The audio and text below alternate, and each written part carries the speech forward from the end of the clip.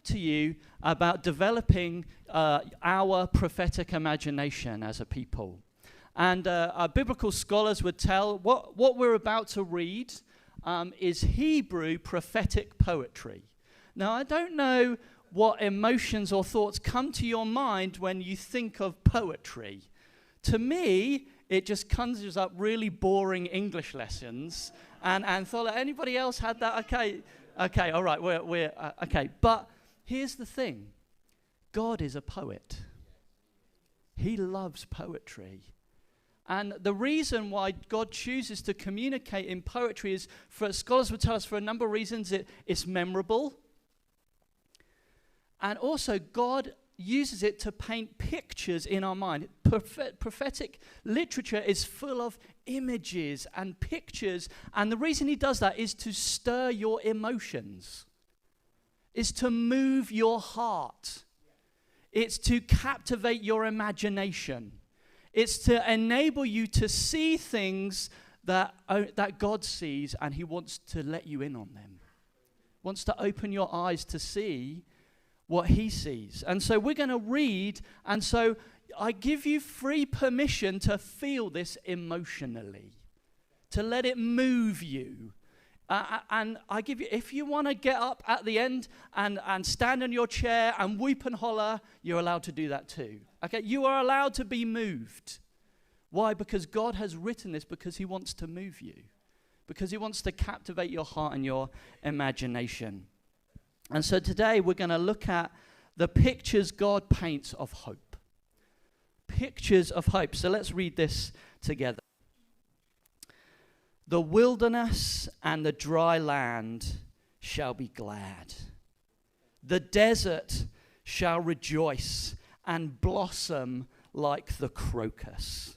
It shall blossom abundantly and rejoice with joy and singing. The glory of Lebanon shall be given to it, and the majesty of Carmel and Sharon. Now, what that means, just to help you understand, you'll be like, I have no idea what that means. That is basically, he's talking about paradise there. He's talking about places that are naturally stunning and beautiful. So think of the beaches of Hawaii. You know, think of Victoria Falls between Zimbabwe and Zambia. Think of the mountains of New Zealand. That is what he's basically saying. Okay, the beauty of God. And then it continues. They, so the people, they shall see the glory of the Lord, the majesty of our God. Strengthen the weak hands and make firm the feeble knees. Say to those who have an anxious heart, be strong, fear not.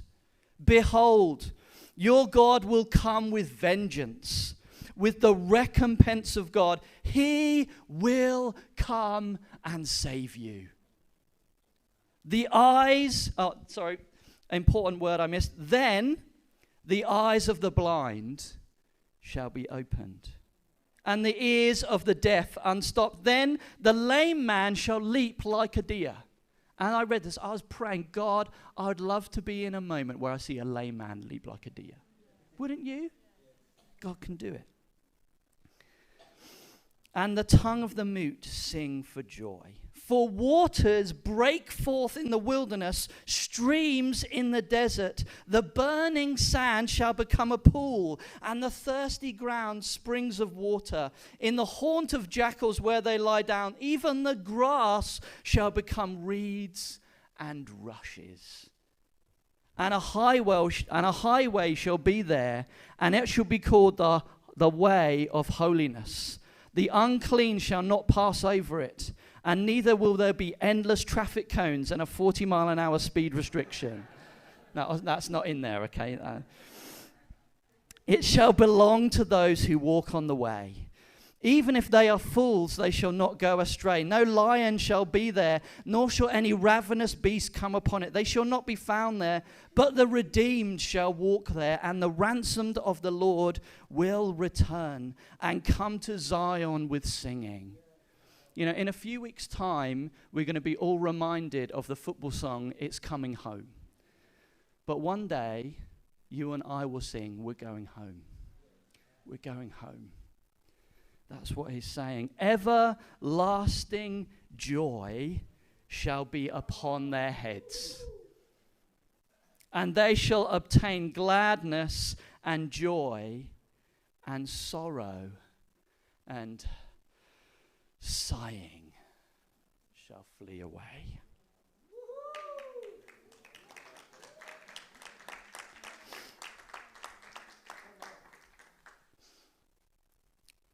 What is God trying to communicate with us in this moment? He is trying to give you and I, the people of God, and the original Israelites in that moment, he's trying to give them an enthralling picture of hope. He is wanting to speak to their imagination. He is wanting to show them what he sees of their future, to feel his heart for them and his creation. God is wanting to captivate their imagination for the future, and he wants to do that for you too this morning. Imagine, this was written to the Israelites, and they are undergoing exile. They've been taken to Babylon. They are experiencing desolation. They have no influence, no economy. Their homeland is destroyed. And God shows them a picture of their land utterly made new. Isaiah is calling to his people. He's saying, I want you to have an imagination for the future. For your future. I want the people of God to live with eyes of faith of what God has in store for them. See, we are not meant to live from what our eyes can see naturally or what our ears can hear. We are to live from the reality of God's picture of hope. God's gracious intervention. God's vision is meant to direct our lives and ignite our faith.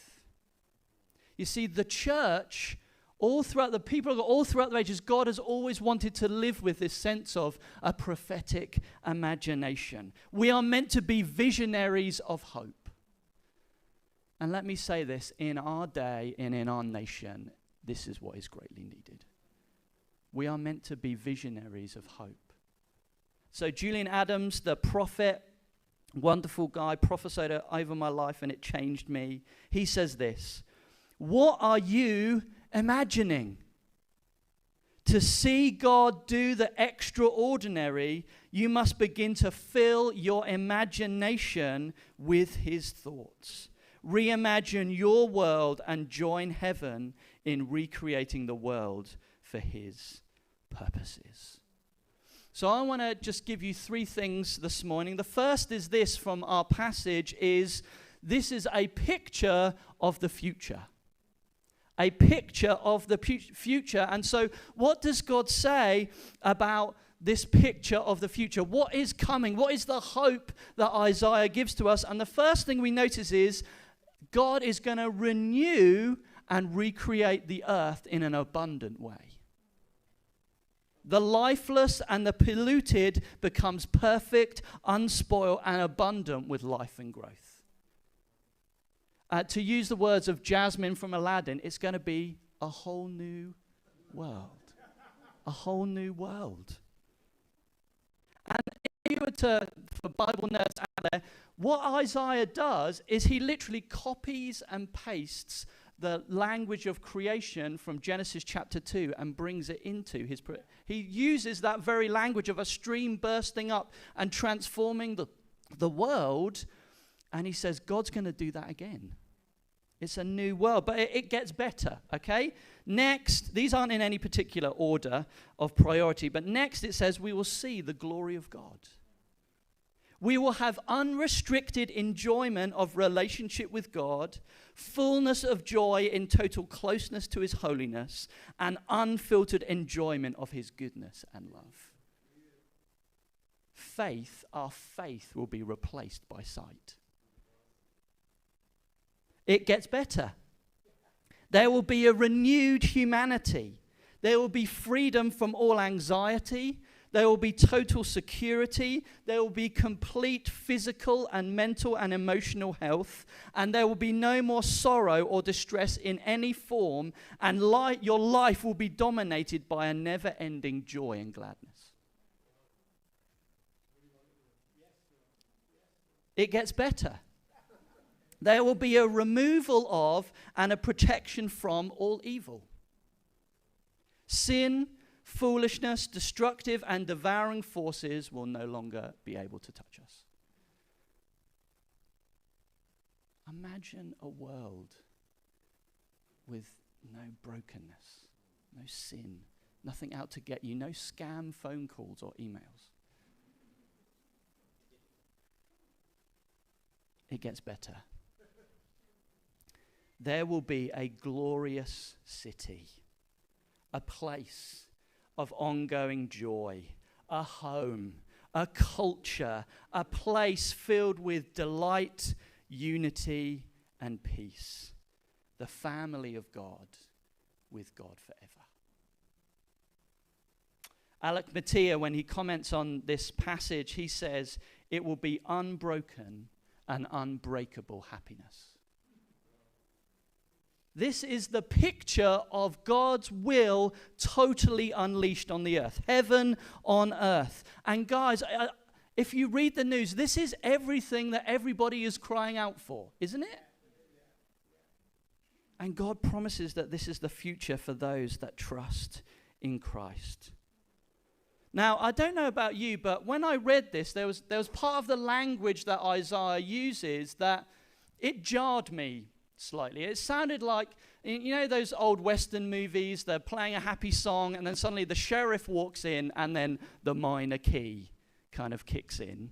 Okay? I don't know if you noticed kind of in verse 4, so we have this lush rainforest, this beautiful thing, and then to me it sounds like Batman suddenly appears in his very gruff voice and he says, "Behold, your God will come with vengeance and recompense." Did that, when I read it, did that not sound a little bit, that doesn't really fit? But actually, in Isaiah's day, it fitted perfectly. They wouldn't have seen it as a change in tune. Actually, they would have seen it more as the crescendo of what Isaiah was prophesying about. To us, it feels, God coming in vengeance feels overly aggressive, doesn't it? But actually, vengeance and recompense is the language of justice. The language of justice. And that is, justice is an incredible part of God's character. A wonderful writer called Fleming Rutledge says this about God's justice. And she uses, God's justice has lots of words around it about righteousness, wrath, but she says this: God's righteousness leads him to oppose what will destroy what he loves. That means declaring enmity against everything that resists his redemptive purpose. This is the aggressive principle in God's justice. God's wrath is not an emotion that flares up from time to time as though God has temper tantrums. It is a way of describing his absolute enmity against all wrong and his coming to set matters right. So you see, God in this passage is like an orthopedic surgeon who sees a broken leg, and what does he do? He sets it right. Sets it back. That is what Isaiah is prophesying about. God will come with vengeance and with recompense and will reset everything that has gone wrong. Isaiah's vision of justice is a beautiful thing, and it's part of God's new creation that is so wonderful. God will judge once and for all injustice, all racism, all favoritism. He will destroy sickness and death. He will throw into hell Satan and all his demons. Corruption, systematic injustice, exploitation, greed, and violence will be no more. That is the vision of God's justice breaking out on the earth. But I want you to notice something in the passage. He speaks of God's vengeance and God's recompense, and then he says, then the blind eyes will see. Then the lame man will leap like a deer. He will set the prisoner free. It will redeem the sinner and ransom the slave. God's justice will crown the oppressed and the abused with everlasting love and joy. And the reality of God's justice is this: He will give back to us more than we have lost and suffered. That is the vengeance of God, the recompense. So the question I want to ask is this: why do we need this? Why do we need this passage? Well, Alec Mattia again comments, and he says this: hope is the cordial, the medicine the people of God need to keep them going.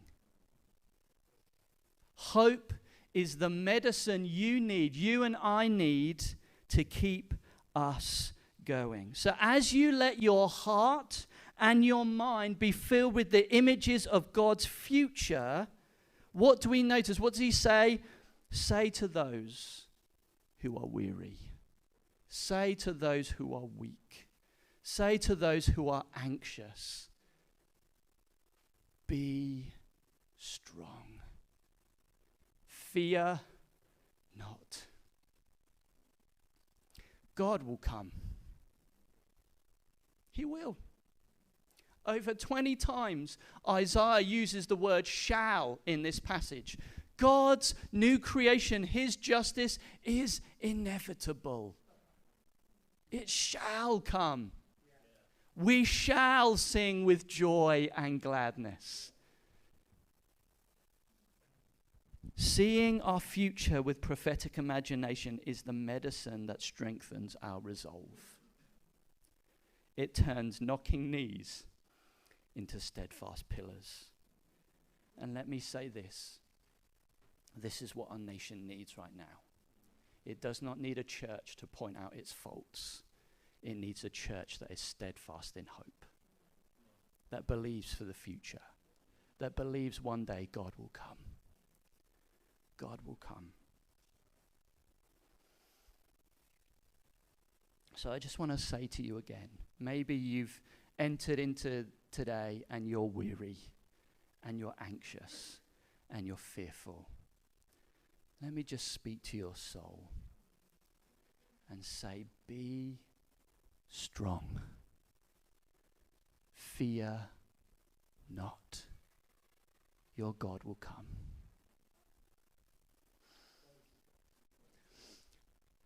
We have a problem, though, and that problem is Jesus. Because Jesus, it seems, quotes this passage in a couple of places. So in Luke 7 and in Matthew 11, they both tell the same story. John the Baptist is in prison, and he sends his disciples to go and find out, Jesus, are you really the promised one of God? Are you really the one to bring the kingdom of God? And so this is from Luke chapter 7. It says this: John the Baptist has sent us to you, saying, are you the one who is to come, or shall we look for another? And in that hour he healed many people of diseases and plagues and evil spirits. And on many who were blind he bestowed sight. And he answered to them, go and tell John what you have just seen and heard. The blind receive their sight, the lame walk, lepers are cleansed, and the deaf hear, and the dead are raised up. The poor have good news preached to them, and blessed is the one who is not offended by me.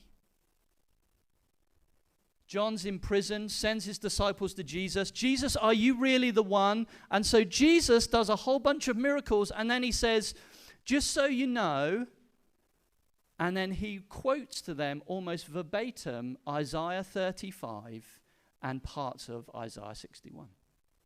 Now, I don't know about you, but that actually throws up a problem. Is God's future just something that happens purely in the future?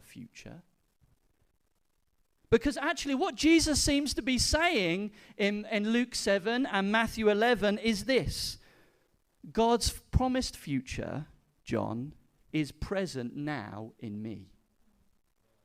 What Isaiah saw, John, in chapters 35 and 61, is happening through me right now. The future is now, John.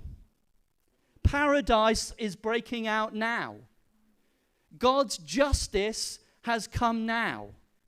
God's new creation is starting, John, with my kingdom ministry. And so through the eyes of faith, you need to look at what I am doing as part of the fulfillment of Isaiah's promises. You see, the kingdom ministry of Jesus is God's new world invading the old broken one. God's future breaking into the present. Heaven transforming the earth. Kingdom of God through Jesus is God's future now. And let me just tie this up, try and join the dots a little bit more. Let me ask you a question. Where did the ministry of Jesus begin? Think about it. Yes, you have his birth, he grew up, but where did Jesus go to start his ministry? He went out to see John. Where was John? And what happened in the wilderness? It started with water in the wilderness, which is exactly what Isaiah said, didn't it? Waters would break open in the desert, and God's new creation would break forth. Isaiah's vision of a life-giving stream, Jesus is saying, has already erupted on the planet. And so many of the prophets use this vision of a river erupting and transforming everywhere they go. Let me tell you, dear friends, that river has a name. It's called Jesus Christ. And so Isaiah's vision is a picture of the future, but also to us, it's a picture of the past. God's already started to do it through Jesus, which raises another problem. What does that mean for us? Well, let me finish by telling you two stories. In the mid-1960s, a young English lady called Jackie got off a boat in Hong Kong Harbour because she felt the call of God to take his kingdom to that place. She ended up as a teacher in Kowloon walled city. It was a lawless, drug-infested wilderness run by merciless triad gangs. If you could picture it in any way, it was a desert. It was a life-sucking desert where everyone who went there died. But Jackie carried the river of God within her. And she lived with a vision of God transforming this hellhole into a garden. And that is just what happened. So if we can have the next slide. The first one on the left is what it began to look like. And then in the mid-1990s, some 30 years later, God transformed it into a garden. Let me give you another story. This is from a guy called Dan McCullum. He's an American, he's a prophet. And one day he is walking through Walmart. And he notices something that he's seen loads of times before. But his heart is moved by compassion and justice. He sees pictures of missing children. Now, he would later discovered 2,000 children a day in America go missing. And so he takes 10 of the pictures of these children and he takes them to his prophetic team, about 120 of them. And he said, guys, we're going to ask God to tell us where these children are. And so they begin to get information. And so a lady who a girl 2.5 years ago went missing. Her picture was up on the board. They prayed and they got information about where this lady was, and they gave it to the police. Two days later, she was found. And this is the picture that they saw. They saw this woman tied up in bonds in a house, and they began to pray that the cords would be broken and that she'd get set free. Her story was this: I was tied up, somehow my bonds got loose, and I was able to escape, and the police found me. Let me tell you a little bit more. 2 weeks later, the police sergeant heard that story. He was connected to the church, and he said to them this: 2 boys have just gone missing. 2 kids have just gone missing, and one of them has special needs and is in desperate need of medication. If we don't find them, he will die. So they got a team together, they prayed, they gave the police some clues. A few hours later, they found the boys. Now, after all this happened a few years ago, they now have a global team of hundreds working at all different levels with governments, FBI, CIA, to find lost people. A year ago in November, the Australian agency contacted them because the Taliban had taken over Afghanistan, and there was a bunch of Australian refugees who they completely lost any contact with. They said, could you please pray? They're able to find information of exactly where they were, and they rescued them.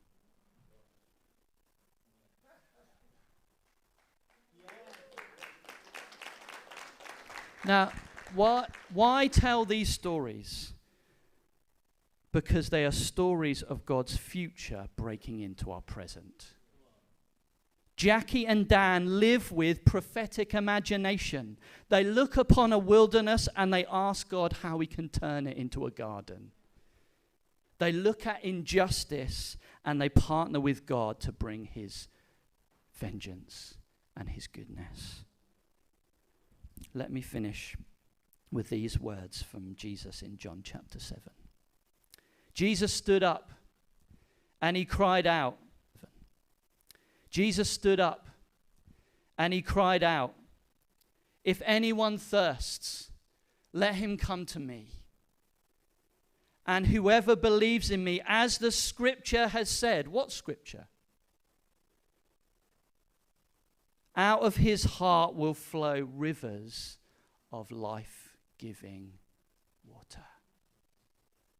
What Isaiah saw was a picture of the future. He also saw a picture of the past, but let me say, dear friends, it is also a picture of our present.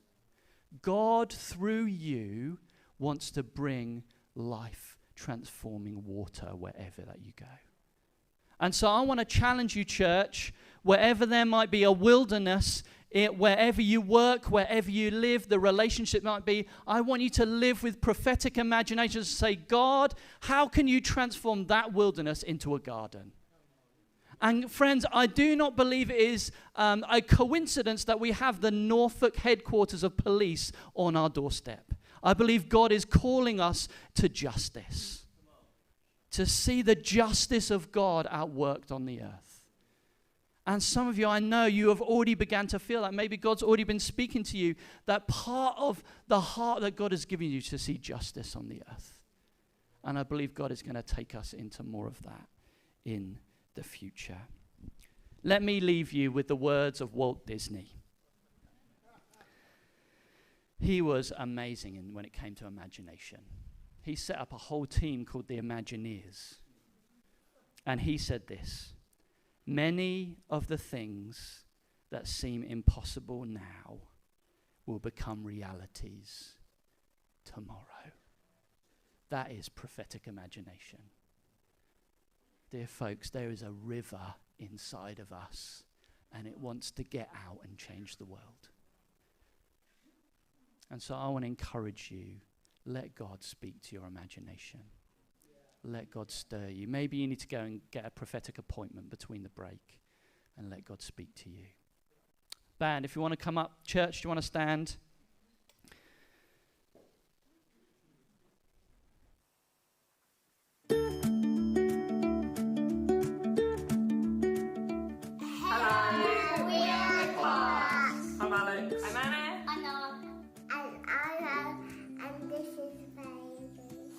You're so welcome this morning at Hope Community Church Wyndham, or if you're joining us online. If you're new to the church or you just want to find out a little bit more, then you can email welcome@hopecommunitychurch.co.uk.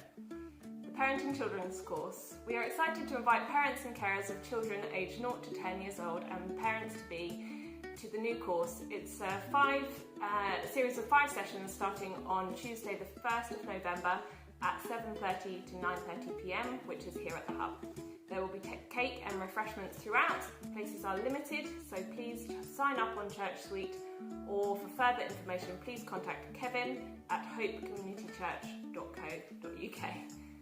Long Stratton, we are coming back to Long Stratton again for another Taste of Hope afternoon. It's going to be on Sunday, the 6th of November, starting at 3:30pm, and that's at the Methodist Church on Manor Road. There's going to be Uber for the kids' work, and of course the obligatory tea and cakes will be available as well.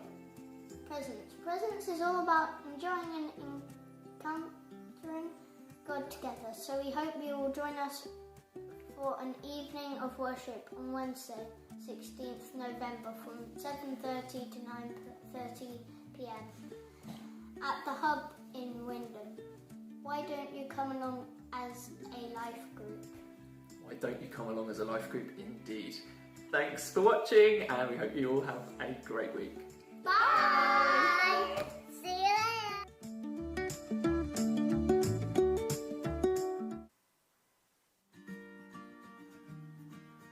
Hello there, everyone. It's great to be with you. It's Mark here with Grant Lee, Matt, Ben and myself. We're here to tell you all about this year's special offering. Now, special offering at Hope happens just once a year. We have one day, 1 week even, where we say, right, we want to give into something really special. And this year, we're really focusing on our mission and vision. As you know, our mission is to see disciples who make disciples, and our vision is to be a hub of impartation in multiple locations focused on families with children. It's been an amazing year where we've seen God do so many things, and we have loved as a staff team and as church just to hear the amazing things that God has done, from healing, salvation, provision. But we've also seen as a staff and as a church him do some amazing things.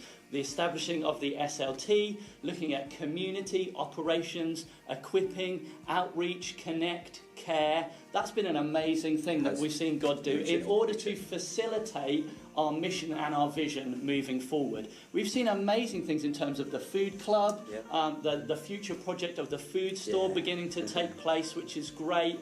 As a church, to help us with our hub of impartation and moving forward, we've shifted to the new apostolic sphere of Catalyst, which has been great, and so relationships are starting to build there as well. And then one of the key things that we've started is obviously being a church in multiple locations. So it's been a joy to see Matt take on Thetford and grow that, our monthly meetings in Long Stratton. God has been doing some wonderful things this year as well. One of the things I'm personally involved in is the children and the youth, and we've just seen God do some wonderful things there as well, which is just amazing. Our youth group growing, our kids group growing, Hoppers parents coming along on a Sunday. God has been doing some wonderful things with us. Now, last year, as part of our special offering, we gave to repay some of our loan back to Canterbury. Those guys were so generous towards us a few years ago. And now, as part of that, we only have 25k left to pay, which is just amazing. We thank you guys for your generosity. Yeah, it's been an amazing story of generosity. I've been here from the beginning, so I've seen amazing miracles. And I'm a church that has given and given and given. When we found this building and we saw the potential for a worship centre, we needed over 700,000 in order to do the conversion and get everything in. It was a small church like us. How did we possibly do that? But then you just gave and gave. I remember the first Sunday of a special offering, and not much came in, and I thought, well, we'll never get our total. In fact, I was away for a few days. I came back, and I just said to Debbie, how's things going? And she said, we've got over £400,000. And I nearly fainted. I mean, what a man of faith I was. That was just a complete failure. But you just gave and gave and gave. And as Ben said, we've been able to pay off this loan that we had, 300,000 in 5 years? 5 years, yeah. Amazing, just staggering. So we want to thank you for this extraordinary heart of generosity that you have demonstrated year in, year out. And we're confident that again we will be able to reach our targets for this year. Awesome. I mean, as a leadership team and as a wider leadership team, you guys do make our life easy. Yeah. You're such a blessing to us. You really are, and I'm really grateful. I think we're all grateful for just how amazing you are as a church. Well, let me get to the important question. What are we going for this year? Yeah. I know you've made it this far in the video. Well done, you know. This is the important question you've all been waiting for. This year, we're going for £75,000. Now, that's made up of three aspects. Firstly, £25,000 to go back to finish paying off the loan to Canterbury. Yeah. That would just be such an amazing thing to be free of that. That would be just wonderful. Much rejoicing and celebration when we get to that point. The second £25,000 is to facilitate everything that is going on multi-site. Thetford is a wonderful place. We love the guys down there. We love the guys over in Long Stratton. You're amazing. But to be able to do that kind of thing, we've had to input and resource well at a staff level and other costs as well. So we want to say we're going for £25,000 to facilitate and ensure that we can keep doing what we're doing down there in Long Stratton and in Thetford and maybe some other places, who knows, but we're looking to release money there. And then the last £25,000, everyone's heating bills are going up. We know this, okay? We know this is a time where costs are going through the roof. This place is no different. There are challenges here with regards to maintenance, heating, administration, all of those kinds of things. Everything's going up. So we're looking for £25,000 to assist and help with covering those increased costs as well. So 75 in total, 25 to repay the loan, 25 to further things in other locations, and 25 to cover costs for what's going on here in Wyndham. Brilliant. So I'd like to tell you about ways that you can give. So we're going to be compiling a letter that we're sending out to all of you with everything that you need on it. You can also pay by or donate by bank transfer, direct debit, through our website. Just follow the links on there. Through Church Suite, just look for the drop-down menu for special offering. And via check, please just put on the back of the check, if you're paying by check, that it's for the special offering. And please, as well, remember to give us permission to gift aid it, because that's an extra 25% for us, which is amazing. Thank you, government. Yes. It doesn't cost you anything. Just does it, all right? Government. Yeah, so we'll be doing these special offerings on the 6th of November, as well as the 13th of November. So look out for those Sundays. Thanks, everybody. It's good. That's it, folks. We love you. Bless you. We're looking forward to what God does with an amazing gift.